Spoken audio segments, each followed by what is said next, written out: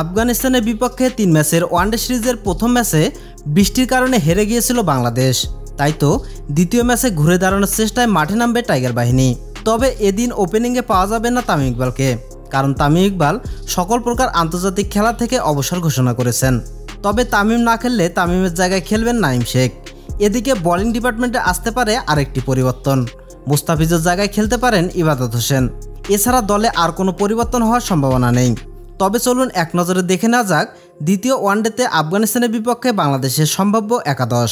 নাঈম শেখ, লিটন দাস, নাজমুল হোসেন শান্ত, তৌহিদ হৃদয়, সাকিব আল হাসান, মুশফিকুর রহিম, আফিফ হোসেন, মেহেদী হাসান মিরাজ, তাসকিন আহমেদ, হাসান মাহমুদ এবং ইবাদত হোসেন। তো দর্শক, দ্বিতীয় ওয়ানডেতে বাংলাদেশের সম্ভাব্য একাদশ আপনাদের কাছে কেমন লেগেছে অবশ্যই কমেন্ট করে জানিয়ে দেবেন আমাদের ভিডিওর কমেন্ট বক্সে। ধন্যবাদ।